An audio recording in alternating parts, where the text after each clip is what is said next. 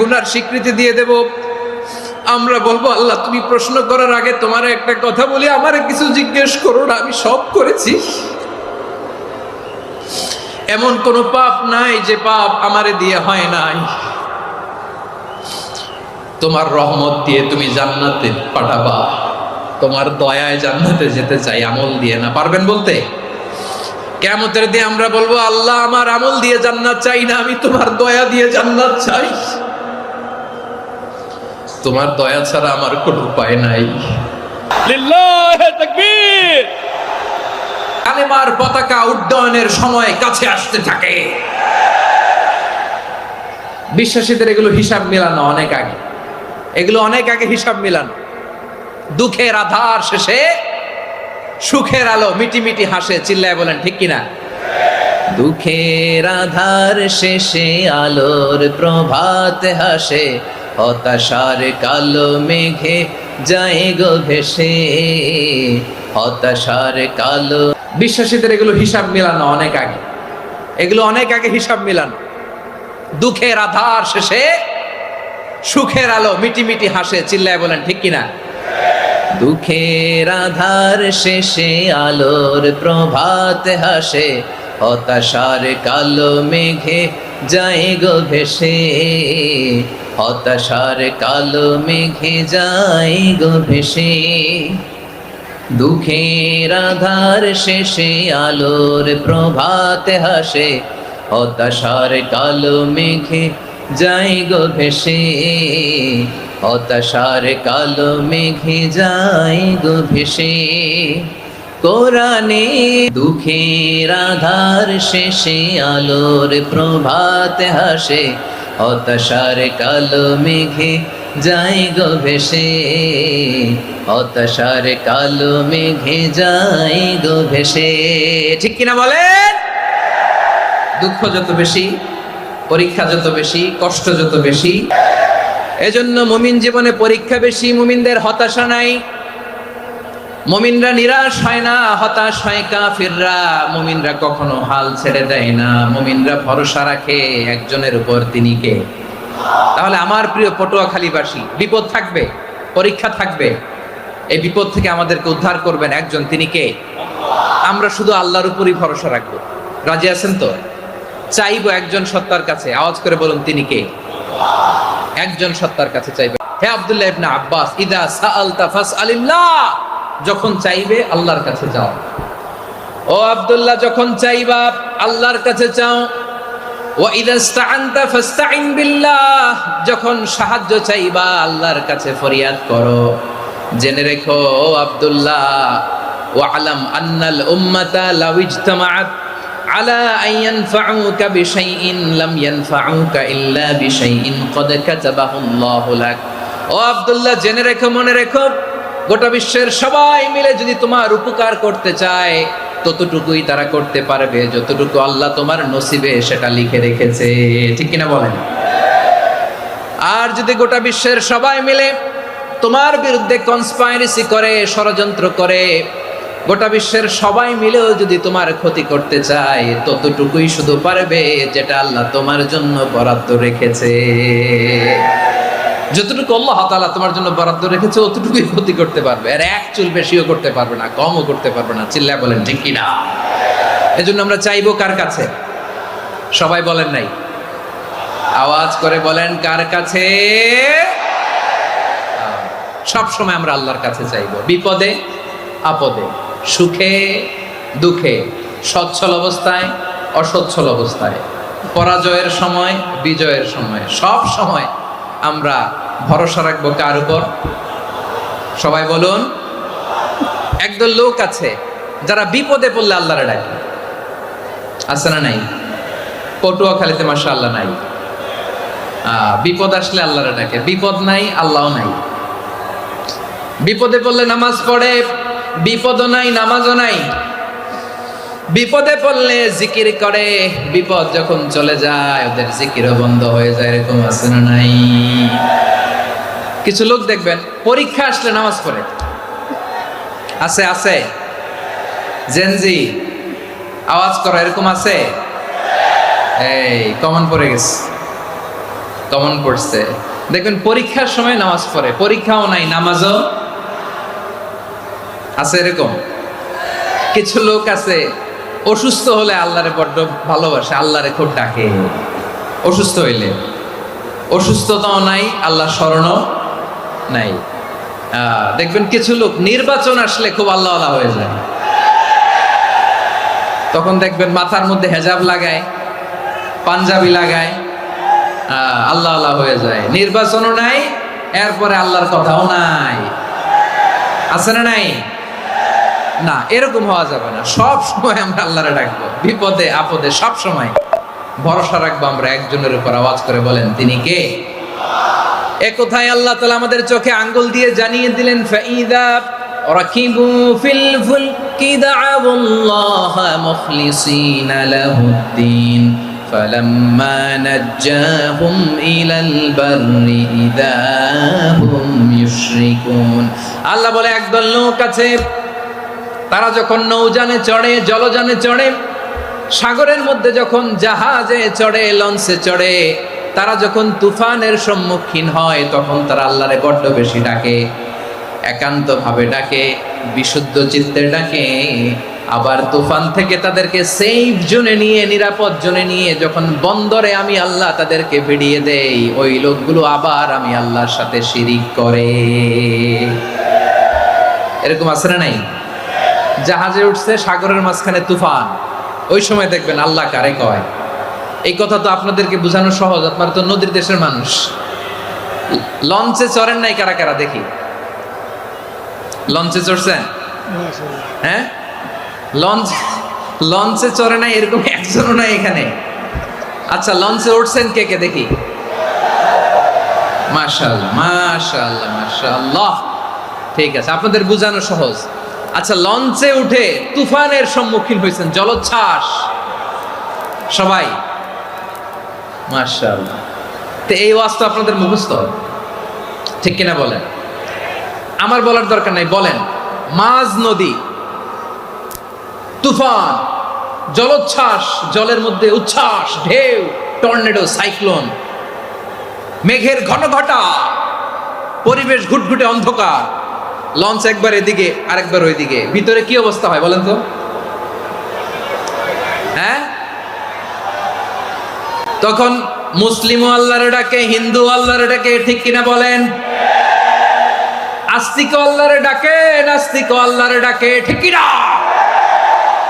লঞ্চের ভেতর, স্টিমারের ভেতর কান্নারে রোল পড়ে যায়, চিৎকারের রোল পড়ে যায়, সবার মুখ দিয়ে শুধু একটা আওয়াজ, লা ইলাহা ইল্লাল্লাহ, লা ইলাহা ইল্লাল্লাহ, লা ইলাহা সুবহানাল্লাহ, আলহামদুলিল্লাহ, লা ইলাহা।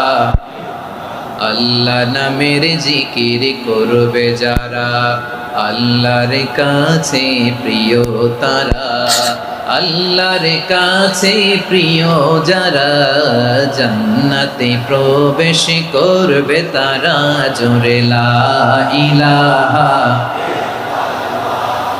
লা ইলাহা ইল্লাল্লাহ, লা ইলাহা ইল্লাল্লাহ মুহাম্মাদুর রাসূলুল্লাহ সাল্লাল্লাহু আলাইহি ওয়াসাল্লাম। আমার প্রিয় পটুয়াখালীবাসী, তাহলে লঞ্চের ভেতরে যখন আমরা তুফানের মধ্যে পড়ি, তখন সবাই মিলে আমরা একটা নামের জিকির করি। নামটা কার? মুসলমানেরাও ডাকে, হিন্দুরাও ডাকে, আস্তিকও ডাকে, নাস্তিকও ডাকে, সবাই ডাকে একজনকে, তিনি কে? আবার দেখবেন ওই আল্লাহ তুফানের পরে, ঝড়ের পরে ওই লঞ্চটাকে যখন সদর ঘাটে ফিরিয়ে দেয়, আবার আমরা নাফরমানি শুরু করে দেই। সে কোথায় আল্লাহ বললেন, ফাইদা রাকিবু ফিল ফুলকি দা'আবুল্লাহ মুখলিসিনা লাহুদ্দিন ফালাম্মা নাজ্জাহুম ইলাল বাররি ইযা হুম ইউশরিকুন। সাগরে যখন তুফানে পড়ে আমি আল্লাহর ডাকে, আবার আমি আল্লাহ যখন বাঁচিয়ে দেই, আবার আমি আল্লাহর সাথে শিরিক শুরু করে। আমরা কি এরকম হতে চাই নাকি? এরকম করবেন? হ্যাঁ, না, আমরা তুফানে পড়লেও আল্লাহরে ডাকি, আবার বাঁচায় দেওয়ার পরেও ডাকি কারে? আল্লাহকেই ডাকি। বিমানের মধ্যে মাঝে মাঝে দেখবেন যে এয়ার টার্বুলেন্স হয়, জানেন? এয়ার টার্বুলেন্স জানেন তো? মাঝে মাঝে বিমানটা বাউন্সিং করে, বাম্পি, ভেরি বাম্পি ওয়েদার। শোনেন নাই? 40,000 ফিট উপরে যখন থাকে তখন পাইলট মাঝে মাঝে বলে, dear passengers, ladies and gentleman, right now we are flying 40,000 feet above the ground and we are passing very air turbulence, very heavy air turbulence right now. Please fasten your seat belt. দেখবেন মাঝে মাঝে বলে যে, ভদ্র মহিলা, ভদ্র মহোদয়গণ, আমরা 40,000 ফিট উপর দিয়ে যাচ্ছি আর এয়ার টার্বুলেন্স ফেস করছি, মেহেরবানি করে আল্লাহর হস্তে সিট বেল্ট বাঁধুন। তখন বিমানটা এরকম বাউন্সিং করে, শেকিং করে। আপনারা মুখোমুখি হয়েছেন? ইদানিং এই এয়ার টার্বুলেন্স বেড়ে গিয়েছে। গত বছর আমার ইন্টারন্যাশনাল অনেকগুলো ফ্লাইট ছিল, তো আমি দেখলাম যে আগের ফ্লাইটগুলোর তুলনায় এখন এয়ার টার্বুলেন্স খুব বেশি। আমি একটু রিসার্চ করে দেখলাম, ক্লাইমেট চেঞ্জের কারণে, জলবায়ু পরিবর্তনের কারণে আকাশের বাতাসের মুভমেন্টে পরিবর্তন হয়েছে, ফলে এখন বিমান শেকিং করে বেশি, বাউন্সিং, বাম্পি ওয়েদার। তো বলেন তো, 40,000 ফিট উপরে যখন আপনি, কয় হাজার ফিট? সবাই বলুন কয় হাজার ফিট? 40,000 ফিট উপরে যখন আপনি, তখন যখন বিমানটা এরকম বাউন্সিং করে, সবাই যখন ভমিটিং করে বিমান নষ্ট করে দেয়, বমি করে, তখন বাঁচানোর কে আছে আল্লাহ ছাড়া? কেউ আছে? ওই মুহূর্তেও সবাই মিলে একজনের ডাকে আওয়াজ করে বলেন, তিনি কে? মাঝে মাঝে কিছু সোশ্যাল মিডিয়ায় কিছু ভিডিও পাওয়া যায় যে হেভি যখন এয়ার টার্বুলেন্স হয়, 10 সেকেন্ড 15 সেকেন্ডের কিছু ভিডিও পাওয়া যায়, বিমানটা এরকম বাউন্সিং করছে, বাম্পি ওয়েদার, কাঁপছে, মানুষগুলো বমি করছে, অক্সিজেন মাস্কগুলো সব ঝুলে পড়েছে, বিমানটা শুধু কাঁপছে। তখন দেখবেন বিমানের ভেতরেও এরকম লঞ্চের মতো চিৎকার আছে না নাই? বিমানের ভেতরেও তখন চিৎকার। গত বছর হিথ্রো এয়ারপোর্ট থেকে সিঙ্গাপুর এয়ারলাইন্সের একটা ফ্লাইট, হিথ্রো টু চাঙ্গি, একটা ফ্লাইটে এমন বেশি এয়ার টার্বুলেন্সের শিকার হয়েছিল ওই এয়ারক্রাফটটা, 33 জন যাত্রী সেখানে আহত হয়েছে, একজন যাত্রী নিহত হয়েছে। কেবিন ক্রুজ, এয়ার হোস্টেস যারা আছে, একজনের নাক ফেটে, চোখ ফেটে, কপাল ফেটে, ব্লিডিং হয়ে শয়লা। প্রিয় ভাইয়েরা, ওই 40,000 ফিট উপরে বিমানটা যখন কাঁপবে, তখন আমাদেরকে আল্লাহ ছাড়া আর কেউ বাঁচানোর আছে? এত আস্তে বললে হবে? ওই কঠিন মুহূর্তে আমার বাবা আমারে বাঁচাতে পারে, আমার বন্ধু আমারে বাঁচাতে পারে। এই গ্রাউন্ডে, জমিনের বুকে আমার প্রোটোকল, আমার ক্ষমতা, আমার দাম্ভিকতা, কোনো কিছু আমারে বাঁচাতে পারে একজন ছাড়া। চিল্লায় বলতে হবে, তিনি কে? সে আল্লাহ বললেন, গোলাম, আমি বিপদের সময় ঠিকই তোমাদের বাঁচিয়ে দেই। ওই বিমানের ভেতরে 40,000 ফিট উপরে যখন তোমরা এয়ার টার্বুলেন্সের শিকার হও, তখন নাস্তিকও আল্লাহরে ডাকে, হিন্দু আল্লাহরে ডাকে। জোরে বলেন ঠিক কিনা? আবার বিমানটা যখন শান্ত হয়ে যায়, একটু পরেই বিমানের স্ক্রিনের মধ্যে হিন্দি সিনেমা খোঁজে। বিমানের স্ক্রিনে কিন্তু বিশাল ওখানে আফলাম ফিল্মের একেবারে বোঝাই করা। বিমানটা শান্ত হলে আবার হিন্দি সিনেমা দেখা শুরু করে। একটু আগে ডাকছিল কারে?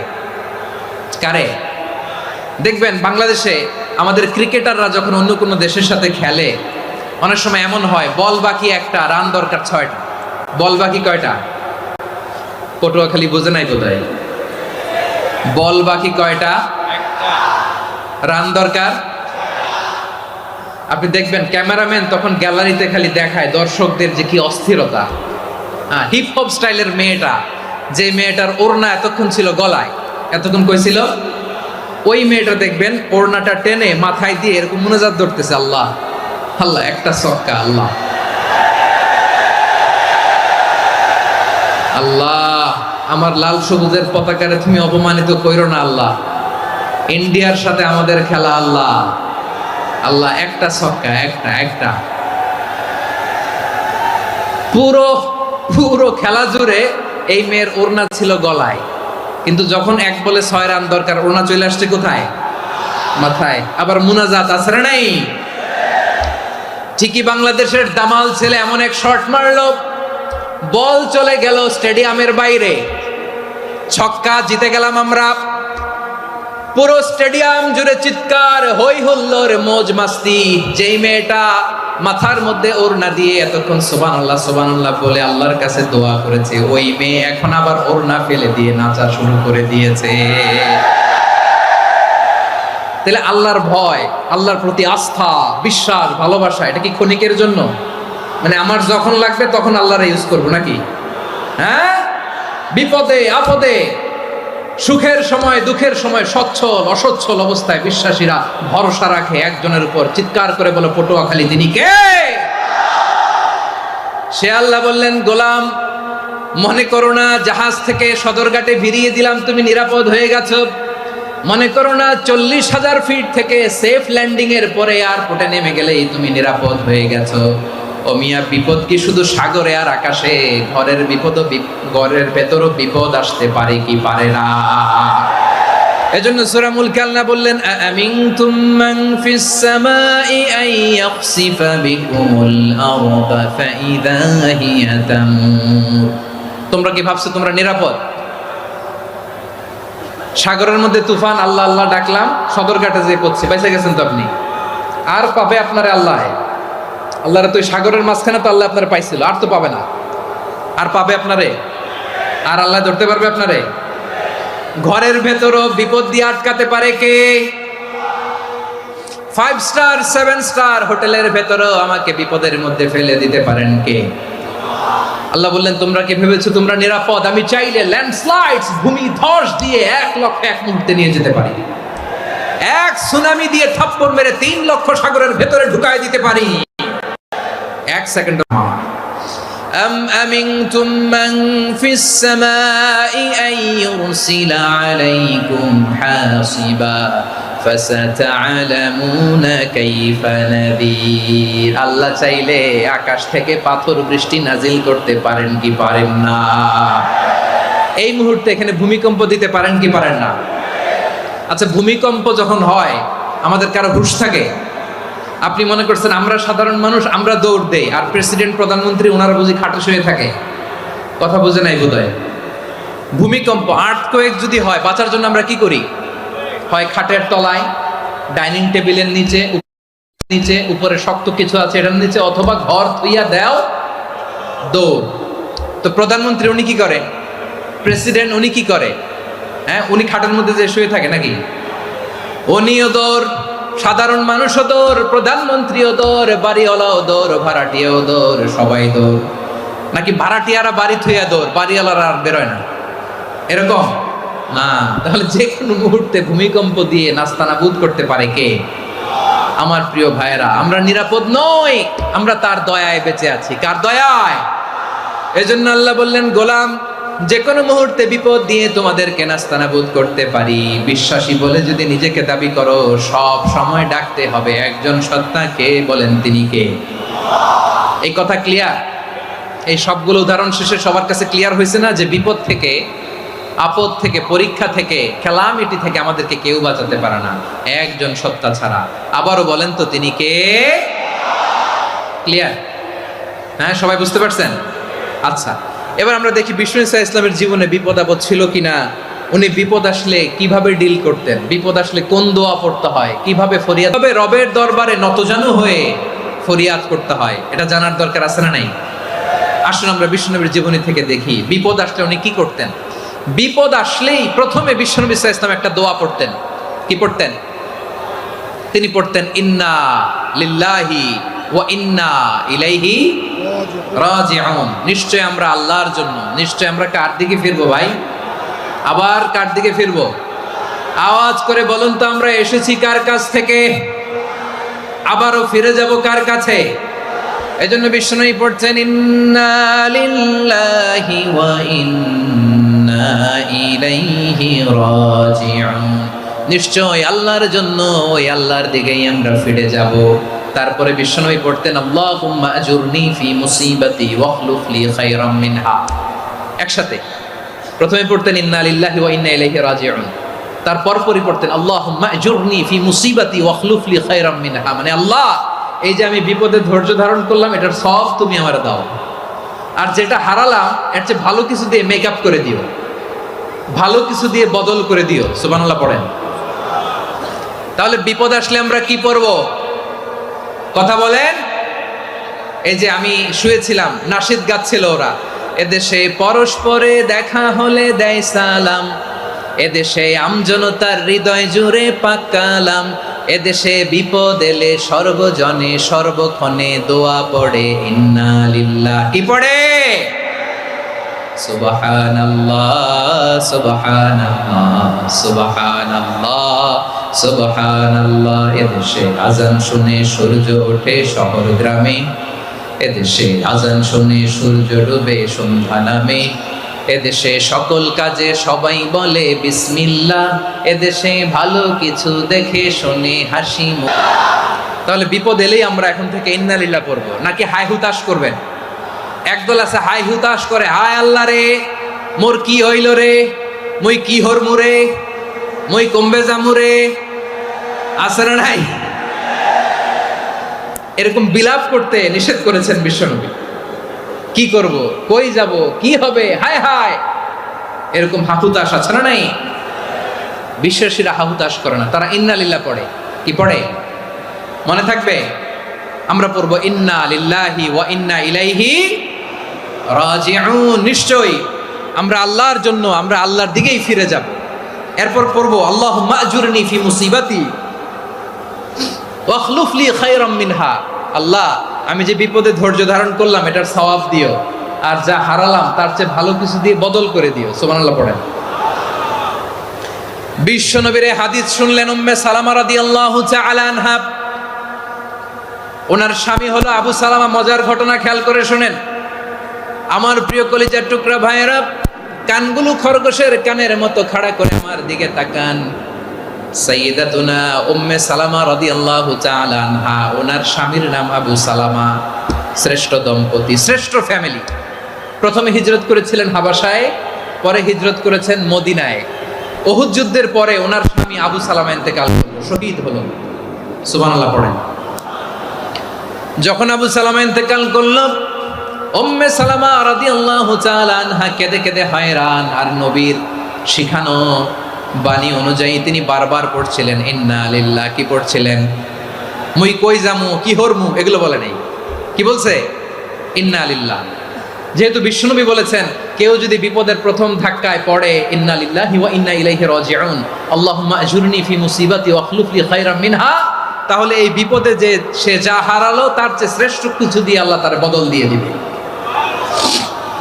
এই হাদিস শুনে উম্মে সালামা রাদিয়াল্লাহু তাআলা আনহা ওনার প্রাণ প্রিয় স্বামী আবু সালামার ইন্তেকালের পরে চোখের পানি ছাড়ে আর পড়ে ইন্না লিল্লাহি ওয়া ইন্না ইলাইহি রাজিউন, আল্লাহুম্মা আজুরনি ফি মুসিবাতি ওয়াখলুফ লি খায়রাম মিনহা।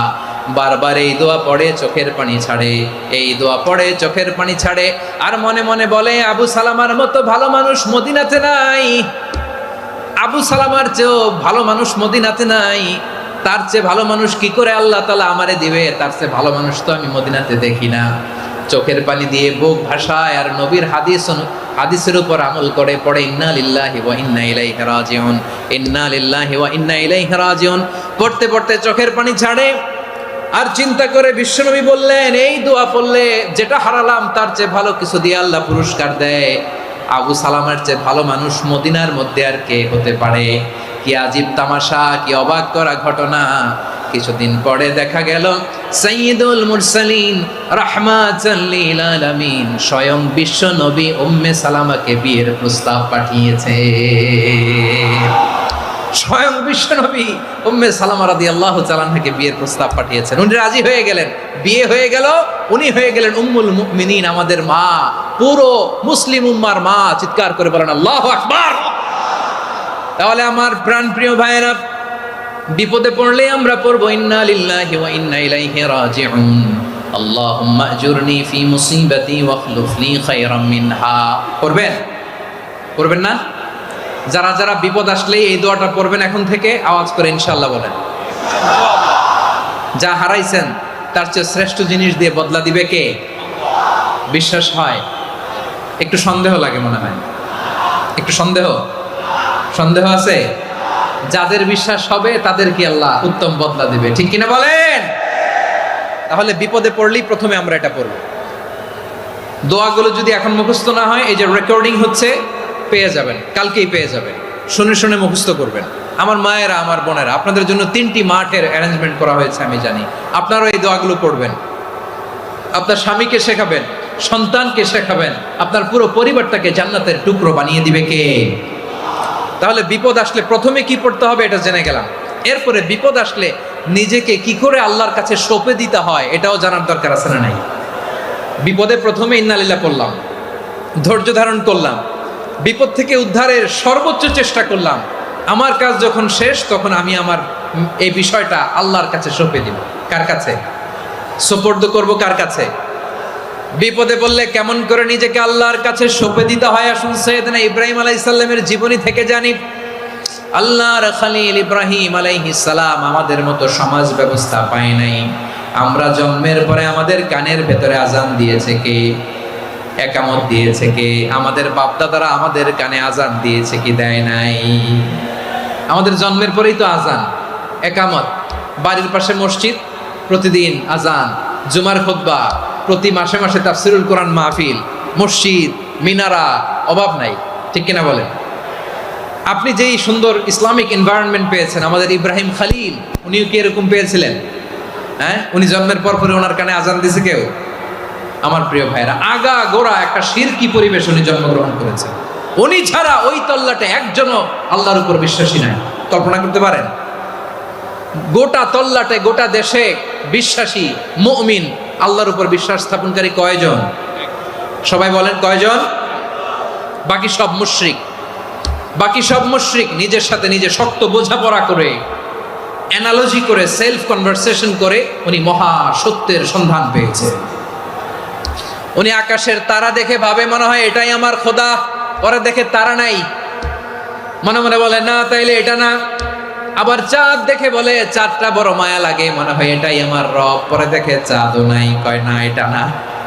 এরপরে দ্বীপ প্রহরের জলজলে সূর্যটা খাঁ খাঁ করে গোটা পৃথিবীটারে রৌদ্র দিয়ে তাতিয়ে রাখে। তিনি ভাবলেন মনে হয় এটাই আমার রব, কারণ এটাই তো সবচেয়ে বড়। কিন্তু বিকেল বেলা ওই সূর্যটাও যখন চলে যায়, সাইয়েদনা ইব্রাহিম বলে না এটাও তো নাই, আমার খোদা যদি আমারে ছেড়ে চলে যায়, বিপদে পড়লে আমারে উদ্ধার করবে কে? এভাবে নিজের সাথে অ্যানালজি, সেলফ কনভারসেশন করতে করতে করতে তিনি মহা সত্যের সন্ধান পেয়েছেন। সুবহানাল্লাহ পড়েন। সব শেষে তিনি ডিসিশন নিয়ে ঘোষণা দিলেন, ইন্নী ওয়াজ্জাহাতু ওয়াজহিয়া লিল্লাযী ফাতারাস সামাওয়াতি ওয়াল আরদা হানিফান ওয়া মা আনা মিনাল মুশরিকিন। নিশ্চয় আমি এমন সত্তার দিকে মনোনিবেশ করলাম, মুখাপেক্ষী হলাম, যিনি আকাশ বানিয়েছেন, জমিন বানিয়েছেন, আমি মুশরিক নই। সুবহানাল্লাহ। পারতেন? আপনি পারতেন? কেউ নাই, লক্ষ লক্ষ মুশরিক, আপনি একা। ওনার মতো এরকম বিচক্ষণতা দিয়ে আল্লাহরে খুঁজে পাইতে পারতেন আপনি? কি নবী ছিল, আল্লাহকে খুঁজে পেয়েছে। যখন আল্লাহর ইবাদত শুরু করলো, এই কথা ছড়ায় পড়লো চারদিকে। নমরুদ সাইয়েদনা ইব্রাহিমকে ডেকে পাঠালেন। নমরুদ বলে, ইব্রাহিম তুমি নাকি মূর্তির পূজা না করে কোন নতুন রবের ইবাদত করো, কে তোমার রব? সাইয়েদনা ইব্রাহিম বললেন, রব্বি আল্লাযী ইউহয়ী ওয়া ইউমীত, আমি এমন রবের ইবাদত করি যিনি জীবন দেন, যিনি মৃত্যু দেন। নমরুদ বলে, তাই নাকি?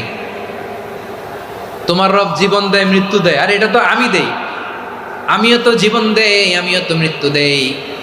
সাইয়েদনা ইব্রাহিম বললেন, কেমন করে তুমি জীবন দাও, মৃত্যু দাও, একটু দেখাও তো।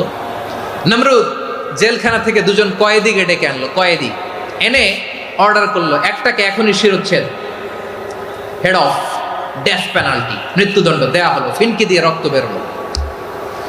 নমরুদ বলে, দেখো দুজনকে ধরে আনলাম, একজন কয়েদিকে দিলাম ডেথ পেনাল্টি, মৃত্যুদণ্ড, ওরে মৃত্যু দিলাম। আরেকজন যে দাঁড়িয়ে আছে, চাইলে ওরেও আমি মৃত্যুদণ্ড দিতে পারি, কিন্তু না, ওরে আমি দিব না, ওরে আমি বাঁচাইয়া দিলাম, ছেড়ে দিলাম, মানে জীবন দিলাম। দেখো ইব্রাহিম, তোমার চোখের সামনে একজনরে মৃত্যু দিলাম, আরেকজনরে জীবন দিলাম। আপাত দৃষ্টিতে তাই তো, একজনরে তো জীবন দিল, আরেকজনরে মৃত্যু দিল। সাইয়েদনা ইব্রাহিম এবার বিপাকে পড়ে গেলেন। কিন্তু এক একজন নবীকে আল্লাহ এমন উইজডম, বিচক্ষণতা দিয়ে এই জমিনে পাঠিয়েছেন, মুহূর্তের মধ্যে আল্লাহর খলিল ইব্রাহিম বললেন, فإن الله يأتي بالشمس من المشرق فأت بها من المغرب فبهت الذي كفر। আল্লাহর খলিল ইব্রাহিম বললেন, নমরুদ বুঝলাম তুমি জীবন দাও, মৃত্যু দাও, দেখলাম, কিন্তু আমার রব, আমার আল্লাহ প্রতিদিন সকালবেলা উষা লগ্নে ওই পূর্ব দিগন্ত থেকে সূর্যটাকে উদিত করেন, সাঁঝের বেলা, বিকেল বেলা, কুথুরি লগ্নে, সন্ধ্যা বেলা ওই দ্বিপ্রহরের জল জলে সূর্যটাকে পশ্চিম দিগন্তে ডুবিয়ে দেন। মানে সকালবেলা পূর্ব দিক থেকে উদিত করা সূর্যটাকে পশ্চিম দিকে বিকেলে তিনি ডুবিয়ে দেন। তুমি যদি পারো ওই সূর্যটাকে পশ্চিম দিক থেকে উদিত করে পূর্ব দিকে ডুবিয়ে দাও। সুবহানাল্লাহ পড়বেন না? দেখেন, ইনস্ট্যান্ট ইন্টেলেক্ট, মুহূর্তে বিচক্ষণতা, উইজডম কাকে বলে? নমরুদ পারবে? নমরুদের বাপ পারবে? ওর দাদা, ওর 14 গোষ্ঠী, গোটা বিশ্বের সব ক্ষমতাধর রাষ্ট্রনায়করা একসাথে হলে পারবে? ফাবুহিতাল্লাযী কাফার পারে নাই, ব্যর্থ হয়েছে। এবার তেলে বেগুনে জ্বলে উঠেছে, রেগে মেগে আগুন বলে ফালকুহু ফিল জাহিম। ওর সাথে তর্ক নাই, না পেরে এবার এটারে আগুনে ফেলা। বিশাল বিশাল গাছ কেটে লাকড়ি এনে আগুনের কুণ্ডলি বানানো হলো, দাও দাও দাও দাও করে আগুন জ্বলে।